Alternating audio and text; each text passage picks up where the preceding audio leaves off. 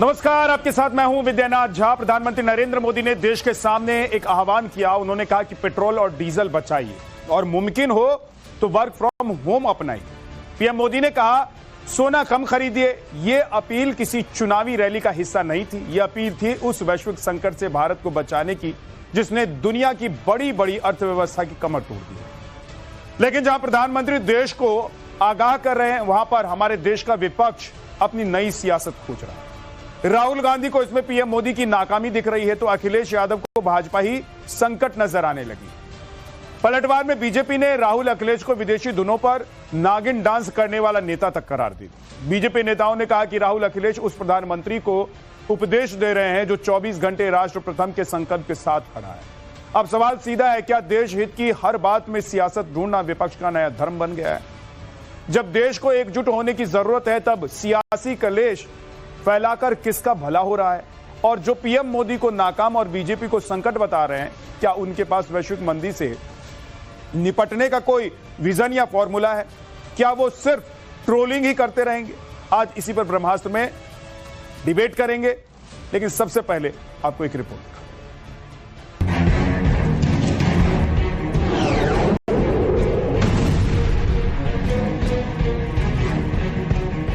साथियों, हमें petrol diesel का उपयोग कम करना होगा।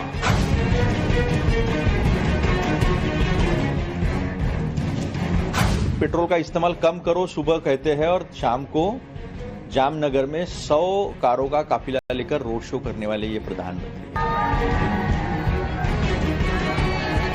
राहुल गांधी एक ऐसे व्यक्ति है केवल देश को गाली देना जानते हैं। न प्रधानमंत्री जी रेटोरिक की पराकाष्ठा पार करना है। 5 चुनाव के बीतने का इंतजार कर रहे थे। विदेशी ट्यून पर नागिन डांस करने वाले नेता देशभक्ति, राष्ट्र प्रेम, राष्ट्र को आवाहन कैसे समझ सकते हैं?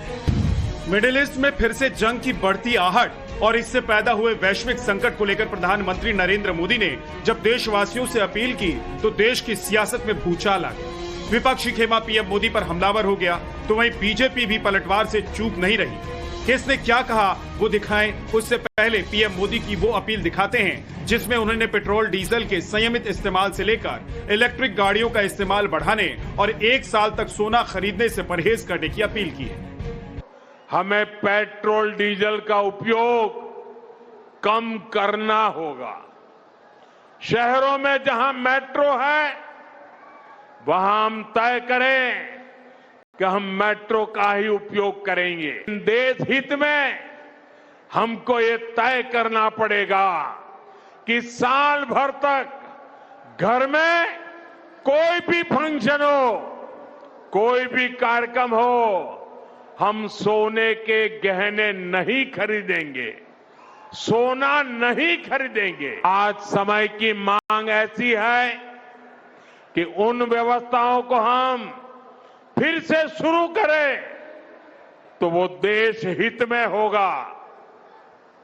Work from home, online conferences, virtual meetings, इनको हमें फिर से प्राथमिकता देनी है।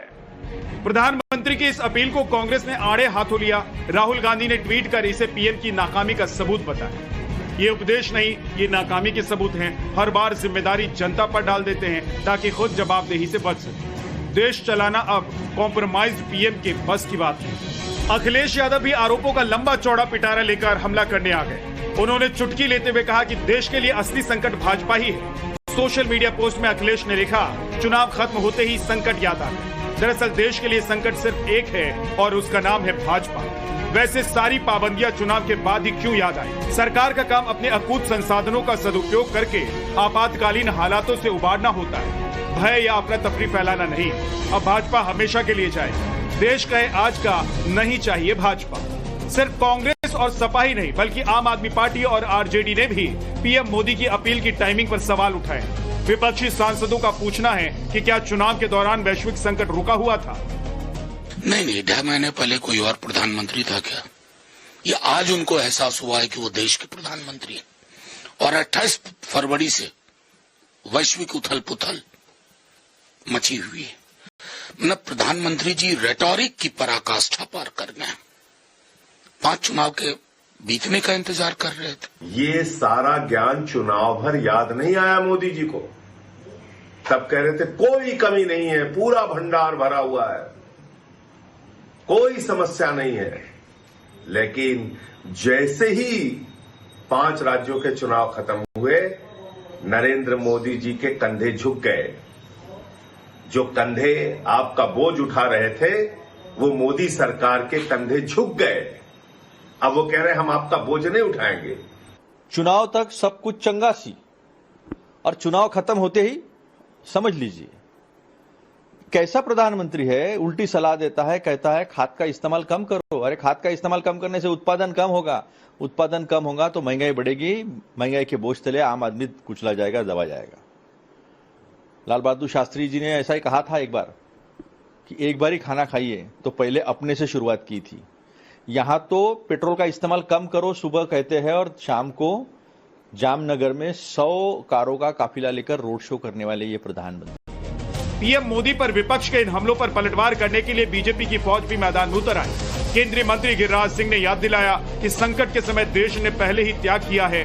बीजेपी नेता तरुण चुग ने तो राहुल गांधी और अखिलेश यादव पर राष्ट्र विरोधी होने का ठप्पा लगा दिया। वहीं जेडीयू के कार्यकारी अध्यक्ष संजय झा ने राहुल को आत्मचिंतन करने की नसीहत दी डाली। राहुल गांधी या तो दिमाग खराब है या इतिहास का ज्ञान नहीं है। मैं चुनौती के साथ कहता हूं, राहुल गांधी जो प्रधानमंत्री पर कटाक्ष किए हैं, मैं पूछना चाहता हूं 1962 में चाइना का युद्ध हुआ था। उस समय लोगों से सोना मांगा गया, हमारी बहु बेटियों ने मंगलसूत्र तक दिया दान। क्या राहुल गांधी बताएं कि नेहरू एक फेल्योर प्रधानमंत्री थे? पर राहुल गांधी, अखिलेश यादव जैसे विदेशों में छुट्टियां बिताने वाले नेता और विदेशी ट्यून पर नागिन डांस करने वाले नेता देशभक्ति, राष्ट्र प्रेम, राष्ट्र को आवाहन वो कैसे समझ सकते हैं? उनके लिए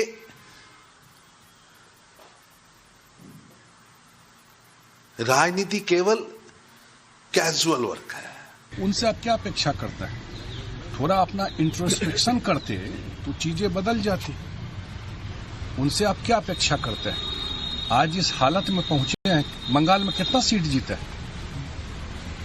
पहले तो था कि स्कॉर्पियो में उनका एमएलए बैठेगा, अब तो एक बाइक पे भी 2 उनका एमएलए चल के बंगाल वाला निकल जाएगा। काहे हाल हुआ है इस पार्टी का? ये इन्हीं के वजह से हुआ है। फिलहाल देश हित में पीएम मोदी की गई अपील अब सियासी जंग का नया मुद्दा बन चुकी है। ऐसे में सवाल यह है कि जब दुनिया आर्थिक और ऊर्जा संकट के दौर से गुजर रही है, तब संसाधनों का बचत और आत्मनिर्भरता की बात को सियासी चश्मे से देखना कितना सही है। आलोचना करना विपक्ष का अधिकार है, लेकिन हर अपील को राजनीति का मुद्दा बनाना क्या ये जिम्मेदार विपक्ष की पहचान है? Bureau report, times now, Navbharat.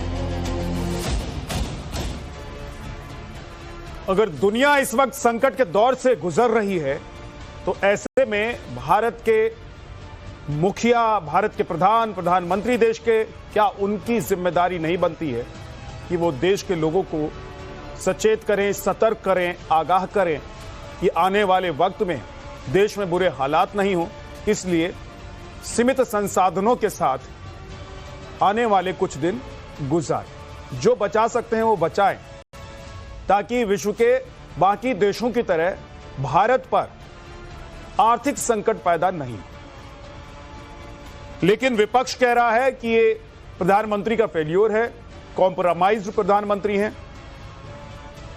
और समाजवादी पार्टी ने तो यहां तक कह दिया कि भाई भाजपा ही जाए तो ही सब कुछ ठीक हो।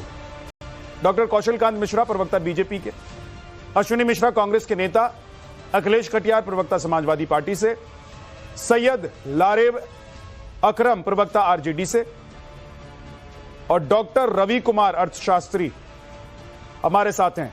डॉक्टर रवि कुमार जी, आप गाड़ी में हैं, मैं आपको रिक्वेस्ट करूंगा कि अपनी गाड़ी साइड में लगा लीजिए, तभी आपसे बात हो पाएगी, नहीं तो सर आपसे बात नहीं हो पाएगी। तो ये आज देश में प्रधानमंत्री ने जो कहा है, देश के लोगों से जो अपील की है, उसके बाद सियासत शुरू हो गई है। ऐसे क्या हालात हो गए हैं कौशलकांत मिश्रा जी हमारे देश में कि प्रधानमंत्री नरेंद्र मोदी को लोगों को सचेत करना पड़ रहा है, आगाह करना पड़ रहा है और विपक्ष को मौका मिल रहा है? विद्यानाथ जी एक होते थे चार्वाक, उनका फिलॉसफी थी ऋणम कृत्वा घृतम पिबेतम। तो जो इस फिलॉसफी पे चलने वाला विपक्ष है वो ये कहता है कि ऋण लो और घी पियो और जिंदगी मौज की करो, क्योंकि इसी तरह का परिवार देश की सत्ता पे था। देश की सत्ता पे वो परिवार था जो देश के संसाधनों को दुरुपयोग करता था और पनडुब्बी जैसे नवसेना की चीजों को ले जाकर के उस पर जन्मदिन मनाता था। तो उन्हें देश के संसाधनों के बारे में नहीं पता, उन्हें देश के संसाधनों के बारे में भी नहीं पता, जिन्होंने गोल्ड बॉन्ड के फॉर्म में हजारों करोड़ का कर्ज भारत के कंधे पर डाला था, वो भूल गए। अगर एक प्रधानमंत्री हमारे देश के मोदी जी अगर आने वाली क्राइसिस को देख करके देशवासियों से कुछ एडवाइस कर रहे हैं, कुछ सलाह दे रहे हैं, तो मुझे लगता है कि वो देश के भविष्य को देखते हुए बात कर रहे हैं। इसको दूरदर्शी सोच कहते हैं। जब हमारे देश ने कोविड के समय में साथ आए और साथ में आकर के चीजों को इस तरह से किया कि हम कोविड में भी बहुत अच्छा परफॉर्म किए, बाकी सारी इकोनॉमी से हमारी इकोनॉमी बहुत कम खराब हुई। तो अगर एक एडवाइस लेने से थोड़ा सा कौशलकांत जी स्पष्ट कीजिए कि क्या देश में मतलब या दुनिया के हालात की वजह से क्या कोविड जैसे हालात बन सकते हैं? मैं ये नहीं कह रहा हूं कि लॉकडाउन हो जाएगा या कुछ उस तरह के हालात होंगे, लेकिन आर्थिक मामले में क्या हम उसी के इर्द गिर्द कहीं पहुंच सकते हैं, घूम रहे हैं? नहीं, ऐसा बिल्कुल नहीं है कि हम उसके लेकिन जिस तरीके से ईरान का और अमेरिका का और इजराइल का क्राइसिस चल रहा है, ये क्राइसिस कभी भी दोबारा आ सकता है। अभी तो शांति है थोड़ी बहुत, पर जिस तरह की क्राइसिस अगर कभी भी प्रेसिपिटेट हो सकती है, तो उसको ध्यान में रखते हुए अगर अपने परिवार का मुखिया, हमारे घर में अगर पापा अगर देख रहे हैं कि भविष्य में कटौती हो रही है या तनख्वाह कम मिल रही है, अगर उन्होंने एडवाइस की परिवार को कि परिवार के लोग कम खर्च करें और किफायत पे जिए, तो मुझे नहीं लगता कि जो लोग अपने देश को अपना घर समझते हैं, जो लोग अपने देश को अपना परिवार समझते हैं, मुझे नहीं लगता कि वो ये कोई नेगेटिव एडवाइस है। ये एक अच्छी सलाह है जो सारे देशवासियों को लेनी चाहिए। विपक्ष केवल राजनीति कर रहा है, विपक्ष केवल ये चाहता है कि क्राइसिस हो जाए जिससे इनकी राजनीति बेहतर चमके, क्योंकि अभी तक तो क्राइसिस हुई नहीं। अश्विनी मिश्रा जी, ये इनकी समस्या है। एक संकट है दुनिया भर में, वो तो सबको पता ही है कि वो संकट क्यों है। ये संकट कोई हमारे देश की वजह से नहीं है, कांग्रेस की वजह से नहीं है, बीजेपी की वजह से नहीं है, जो सत्ता में पार्टियां उनकी वजह से नहीं है।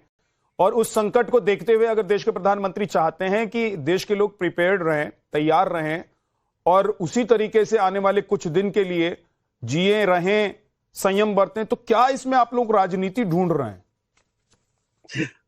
विद्यानाथ जी, हमारे कौशलकांत जी ने बात की फोरसाइट की, दूरदर्शिता की। दूरदर्शिता की परिभाषा कौशलकांत जी ये होती है कि जब मार्च में युद्ध ब्रेकआउट हुआ, वॉर ब्रेकआउट हुआ, तब चेताया था माननीय राहुल गांधी जी ने ये समस्याएं आने वाली हैं, ये समस्याएं होने वाली। दूरदर्शिता वो होती है जब आप आने वाली समस्याओं का आकलन पहले करके उनके निवारण के लिए कार्य करें। लेकिन हमारे मोदी जी तो इलेक्शन थे, तो इलेक्शन के टाइम पे सब चंगा है जी, और जैसे इलेक्शन खत्म हुए तब बता रहे हैं कि देश नंगा है जी। तो ये दूरदर्शिता नहीं होती है, ये एक फेलियर होता है कांग्रेस के प्रवक्ता और कांग्रेस के। देखिए ये आप पे देखिए कांग्रेस के मैं इंटरप्ट नहीं करता हूं, पर आपने बोला अश्विनी जी कि देश नंगा, देश नहीं नंगा है, कांग्रेस के कार्यकर्ता नंगे हो जाते हैं। जब विश्व का फंक्शन होता है, जब पूरा विश्व भारत का मेहमान होता है, तो कांग्रेस के प्रवक्ता, कांग्रेस के लीडर कपड़े उतार करके नंगे हो जाते हैं। ये कांग्रेस कर सकता, देश कभी नंगा नहीं हो सकता। तो कृपया आप अपनी जबान को अपने तक सीमित रखें, देश के लेवल पे मत ले जाएं। विद्यानाथ जी, अगर कौशलकांत जी को मैंने इंटरप्ट नहीं किया, अगर मुझे इंटरप्ट करेंगे मैं फिर इनको भी नहीं बोलूंगा। आपके एक शब्द पर उन्हें एतराज था, वो आपने जिस शब्द का इस्तेमाल देश के लिए किया, अश्विनी मिश्रा जी, मुझे भी नहीं लगता कि वो उस शब्द का इस्तेमाल कोई भी पैनल में बैठा हुआ या कोई भी इस देश का जो प्रबुद्ध वर्ग है वो उस शब्द का इस्तेमाल देश के लिए करेगा। आप पार्टियों के लिए, नेताओं के लिए, एक दूसरे के लिए सब कुछ करते हैं। विद्यनाथ जी, ये शब्द का इस्तेमाल इनडायरेक्टली मोदी जी कह रहे हैं। मोदी जी कह रहे हैं सोना मत खरीदिए, मोदी जी कह रहे हैं तेल मत खरीदिए, मोदी जी कह रहे हैं तेल का 10 दिन पहले जब तक चुनाव थे तब तक तो सब कुछ सही था, तब तक तो हम बोले हमारे पास इनफ भंडार है। बात सिर्फ इतनी है कि आप बार बार देश को झूठ बोलने का काम करते हैं। अभी हमारे कौशल कांत जी बात कर रहे थे कुछ कर्ज लेकर के घी पीने की। आपको पता है आपके शासनकाल में देश में कर्ज 4 गुना हो गया। कर्ज लेकर के घी पीने की बात करते ना कि कर्ज लो और मौज करो टाइप कुछ घी पियो। हमारे देश पे आपके शासनकाल में कर्ज 4 गुना हुआ, तब आपको याद नहीं आया ये कर्ज जब आपने उद्योगपतियों का 15 लाख करोड़ माफ किया था, तब आपको याद नहीं आता है कि जब इसी तेल से आपने 40 लाख करोड़ से ऊपर की कमाई की है इसी जनता के द्वारा, तो अब उसको आप सब्सिडाइज नहीं करेंगे क्योंकि वो सारा पैसा आप उद्योगपतियों बांट चुके हैं। आपके लिए देश का मायने सिर्फ और सिर्फ 10% उद्योगपति हैं, बाकी 90% से आप अपेक्षा करते हैं कि बार बार अपना पेट काट कर अपना खाना सरकार की झोली में डालते रहे ताकि सरकार सुचालित तरीके से उद्योगपतियों की जेब भरती रहे। सिर्फ विषय ये राजनीति का विषय नहीं है, देश में आए हुए उस संकट का विषय है जिसके लिए आपको पहले ही चेताया गया था, लेकिन आप कहीं ना कहीं आंख बंद करके बैठे रहे क्योंकि इलेक्शन थे। अब आपको समझ में आ रहा है, अगर समझ में आ रहा है तो अकाउंटेबिलिटी लीजिए, स्वीकारिए कि हमारी गलती थी। अभी चुग साहब बोल रहे थे कि नागिन डांस की कुछ बात कर रहे थे चुग साहब, उन्होंने बिल्कुल सही कहा। ये मोदी जी हैं जो विदेशियों की नीतियों पर विदेशियों कांड इजराइल में जाके नागिन डांस करके आए, और अगर वो नागिन डांस मोदी जी ने नहीं किया होता तो शायद देश में अच्छा लगता है। आप ये एक चीज बताइए अश्विनी मिश्रा जी, अश्विनी जी, मोदी जी सिर्फ क्या बीजेपी के नेता हैं? नहीं, बिल्कुल नहीं, देश के प्रधानमंत्री नहीं है। आप लोगों को अच्छा लगता है? क्या अच्छा लगता है? अश्विनी जी, आप लोग कुछ भी बोलते चले जाते हैं। अरे आपने इनके चुग साहब का भारतीय जनता पार्टी के कितने शीर्ष नेता हैं, उनकी भाषा सुनी, उन्होंने तो ये बोला ना कि विदेशियों की नीति पे नागिन डांस करने वाले। मुझे तो ये लगा वो मोदी जी की बात कर रहे थे। उन्होंने किसी ऐसे पद और ऐसे पद पर बैठे हुए व्यक्ति के लिए तो नहीं कहा जिससे हमारा देश सुशोभित होता है। झा साहब, मुझे ये चीज समझ में नहीं आती। अश्विनी जी, आपको कोई बात समझ में आती हो नहीं आती हो, मुझे एक बात समझ में आती है कि आज प्रधानमंत्री बीजेपी से आए हुए नरेंद्र मोदी जी हैं, कल हो सकता है आपकी पार्टी से कोई प्रधानमंत्री के पद पर बैठेगा, परसों हो सकता है कि अखिलेश कटियार जी की पार्टी से बैठेगा, उसके बाद हो सकता है कि आरजेडी की पार्टी से कोई बैठेगा। मेरे लिए वो देश का प्रधानमंत्री होगा, वो सिर्फ एक नाम नहीं होगा। और उस पद का सम्मान, उस व्यक्ति का सम्मान मुझे दिल से करना चाहिए। विद्यनाथ जी 10 सेकेंड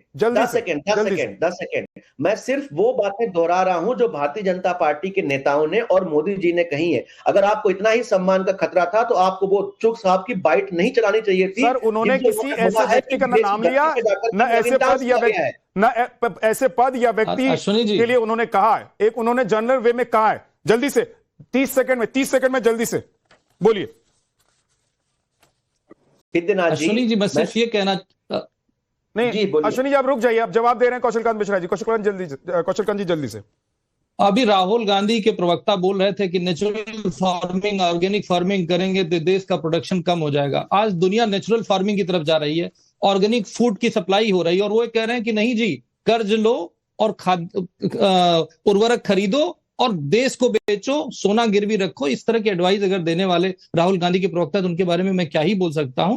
और जहां तक रहे अश्विनी जी, आपको भाषा संयमित रखनी चाहिए। देश के बारे में हो, प्रधानमंत्री के बारे में हो। नागिन डांस की बात उन्होंने विपक्ष के लिए की थी, किसी एक आदमी के लिए नहीं की थी, और संयम से बात करनी चाहिए। हम आप दोनों एक राष्ट्रीय पार्टी को रिप्रेजेंट करते हैं और प्रवक्ता हैं, तो अपनी भाषा अगर संयमित रहेगी तो देश ठीक है। कौशल कांत जी, और सबसे बड़ी बात चीज है कि घर के बड़े ने अगर कोई चीज एडवाइस की है, और देश एक परिवार की तरह है और सारी पार्टियां उस परिवार का हिस्सा है। एक बात डॉक्टर रवि राजनीति नहीं कुमार जी को मैं बीच में ला रहा हूं। कौशल कांत जी अर्थशास्त्री हैं, वो बेहतर तरीके से समझ रहे होंगे कि इस वक्त दुनिया में अर्थव्यवस्था की हालत क्या है। दुनिया के जो बाकी देश हैं जिनके ऊपर इजराइल का इंपैक्ट पड़ा है और ईरान का इंपैक्ट पड़ा है, अमेरिका ने जो युद्ध छेड़ा उसका इंपैक्ट पड़ा है, और हिंदुस्तान आज कहां खड़ा है। रवि कुमार जी, क्या प्रधानमंत्री कोई सियासत कर रहे हैं, देश की जनता पर कोई बोझ बढ़ा रहे हैं, देश की जनता की जेब काटना चाहते हैं,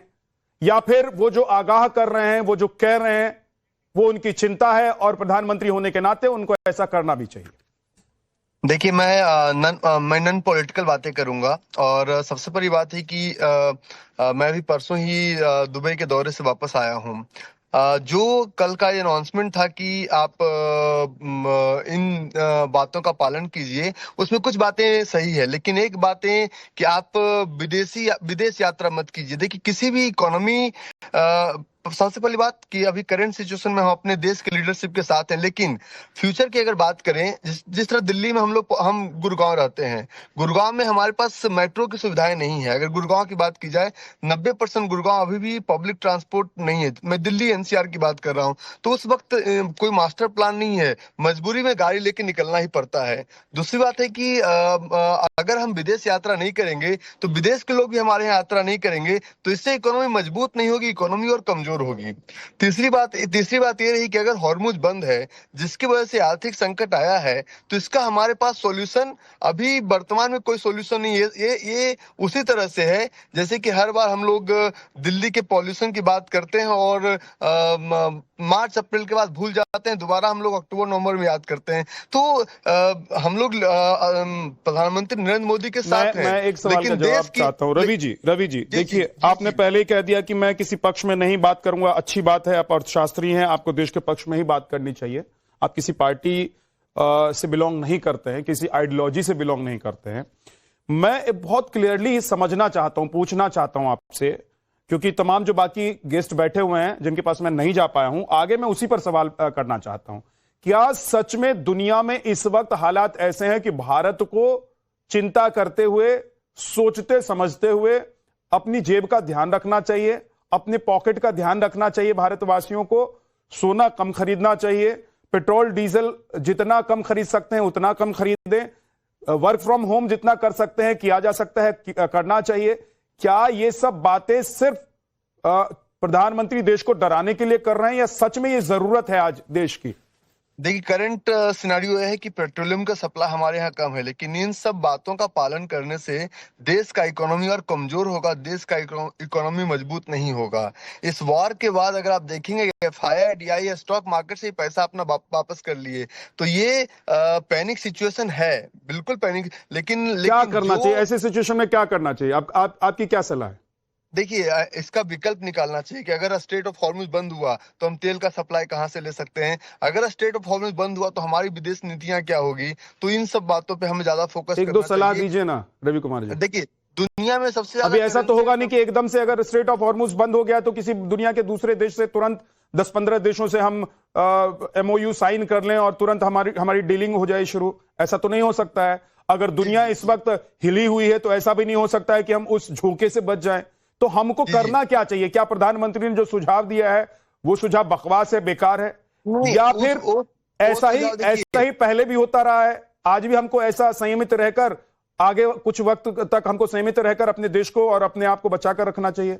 देखिए, घर में बैठे रहने से इकोनॉमी नहीं बढ़ेगा। इसका हमें, जैसे कि सप्लाई चेन का दूसरा रास्ता, अगर हम बोल रहे हैं वर्क फ्रॉम होम करना चाहिए, तो वर्क फ्रॉम होम से सॉल्यूशन नहीं मिलेगा, क्योंकि पैंडेमिक का सिचुएशन पूरी दुनिया के लिए था और ये सिचुएशन सिर्फ हम अपने देश की बातें कर रहे हैं। तो इसका सबसे बड़ा सॉल्यूशन ये है कि हमें इसका अल्टरनेट वे निकालना पड़ेगा कि किन रास्तों से, किन नीतियों से हम इसमें और कर सकते हैं। अभी हमारे साथ सबसे बड़ा चैलेंज एक और आया है कि हमारा करेंसी बहुत ज्यादा डिवैल्यूट हुआ फॉरेन ट्रेड की वजह से, तो उस पर भी हमारी गवर्नमेंट को सोचना पड़ेगा। तो ये नीतियां गवर्नमेंट बनाती है, हम सिर्फ इसमें विश्लेषण कर सकते हैं। अखिलेश कटियार जी, देखिए, एक चिंता तो है और ये सिर्फ भारत की चिंता नहीं है। आप भी प्रबुद्ध व्यक्ति हैं, पढ़े लिखे हैं, दशकों से राजनीति कर रहे हैं, सत्ता में आपकी पार्टी रही है।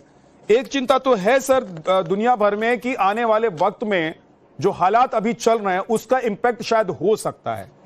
तो ऐसे में आपको सरकार के साथ मिलकर इस देश के लिए सोचना चाहिए या ये कह देना चाहिए कि देश कहे आज कि नहीं चाहिए भाजपा, कि आज देश कहे आज का नहीं चाहिए भाजपा? ये तो मतलब सर पॉलिटिक्स साहब, मैं जी नहीं, ये पॉलिटिक्स है। जो जिस हालात पे झा साहब आज हम चर्चा कर रहे हैं, जो ये फरवरी महीने में युद्ध शुरू हुआ ईरान, इजराइल और अमेरिका का, फरवरी से मार्च निकल गया, अप्रैल निकल गया, मई है। आप कहते रहे देश में ऐसी कोई समस्या नहीं, कुछ नहीं है, भंडार सब है, और चुनाव के बाद ये सब हालात खड़े हो गए आके। हमें ये भी विचार करने की जरूरत है कि ये हालात क्यों खड़े हुए।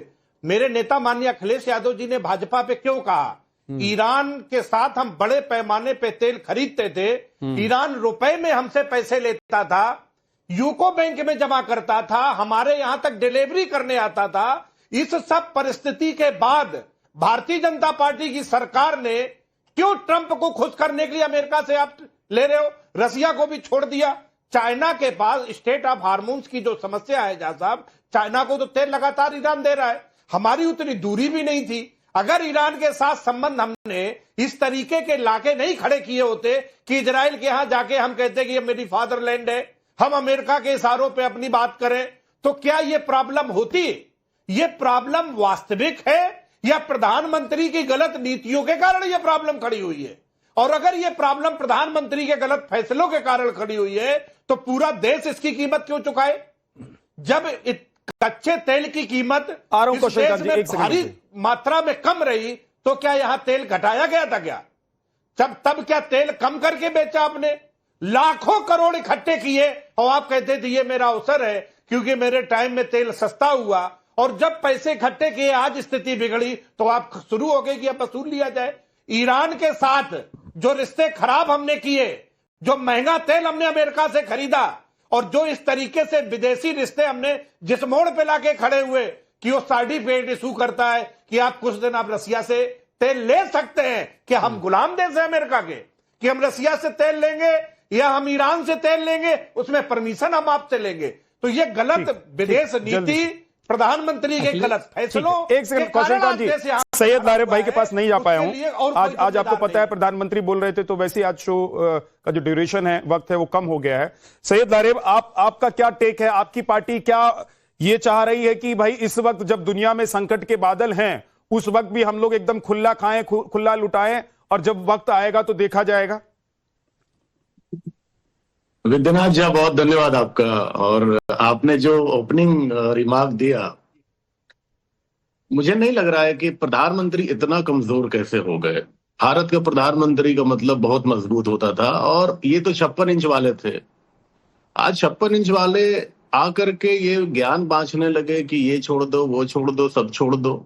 मुझे तो देवदास का डायलॉग याद आने लगा कि सबने कहा पारो को छोड़ दो, पारो ने कहा शराब छोड़ दो, एक दिन आएगा घर छोड़ दो, दुनिया छोड़ दो। और आप अभी जो एक बात हो रही थी सी स्क्रीन पे, मैं साइलेंट था इसलिए मैं चाहूंगा कि कोई भी इंटरवीन ना करे एंकर के सिवा। एक प्रवक्ता बहुत 5-6 मिनट इस बात पे खा गए कि ऐसे बोला वैसे बोला। यही प्रधानमंत्री पूर्व प्रधानमंत्री को कह रहे थे रेनकोट में बाथरूम में नहाते हैं, कितने लाख की गर्लफ्रेंड बता रहे थे। भाषा की मर्यादा तो पहले ही गिर चुकी है, अब देश की मर्यादा को गिराने का प्रयास किया जा रहा है। डॉलर 95.5 रुपया हो गया है। 95.5 रुपये क्या हो गया है? आपके यहां खाद्य आपूर्ति का क्या स्टेटस है वो जरा बताए प्रधानमंत्री आकर के। और सरकार को ये बताना चाहिए, देश को डार्क में नहीं रखना चाहिए। कितना हमारे पास माल है, कितना तेल है, क्या रिजर्व ऑयल है हमारे पास, वो सब ना बता करके आप ये राय देते हो कि भिंडी महंगी है तो आप परवल खा लो, परवल महंगा है तो तोरी खा लो। ये पीछा छुड़ाना हुआ, ठीक, ये मुंह फेरना हुआ। ठीक है, और जल्दी से अब इस पर जवाब ले लेता हूं मैं कौशल कांत जी से। 30 सेकंड। सैयद भाई, वक्त बहुत कम था, माफी चाहता हूं, मैं माफी चाहता हूं, बहुत वक्त कम है। 30 सेकंड में जो दो बातें अखिलेश जी और सैयद जी ने कही है उसका जवाब कौशल कांत जी, 30 सेकंड सिर्फ। देखिए, पहले चीज तो अखिलेश जी ने कुछ गलत इन्फॉर्मेशन दी राष्ट्रीय चैनल पे, तो उसको मैं क्लियर कर लूं। भारत वहां से तेल खरीदता है जहां से उसको सबसे सस्ता तेल मिलता है, तो ये क्लियर हो जाना चाहिए कि हमने कोई महंगा तेल नहीं खरीदा है, हमें जहां से सस्ता मिला वहां से तेल खरीदा है। और अभी भी रशिया से तेल का जो इंपोर्ट है वो सबसे ज्यादा रशिया से है। तो आप ये ज्ञान मत दीजिए कि वो हम अमेरिका के कहने पे हम हमेशा से रशिया से तेल खरीदते रहे और ज्यादा खरीदते रहे। अरे सुनिए अखिलेश जी सुन तो लीजिए। और जो हमारे मित्र हमारे इकोनॉमिस्ट बोल रहे थे, अरे सुनिए सर, सुन तो लीजिए साहब। एक चीज होती है डेब्ट टू जीडीपी रेशियो। जब यूपीए की सरकार थी उस समय यह हाईएस्ट गया था 70% के आसपास, आज इस समय है 56% के आसपास। चलिए ठीक, कुल मिलाकर कौशल कांत मिश्रा जी, आप ये कह रहे हैं कि देश अंदर से मजबूत है लेकिन बाहर से जो लहरें और तूफान हमको देखने को मिल रहा है उसके थपेड़े हमारे ऊपर नहीं पड़े, इसके लिए हमको कमर कस के रखनी चाहिए। बहुत बहुत शुक्रिया आप सभी मेहमानों का ब्रह्मास्त्र में जुड़ने के लिए।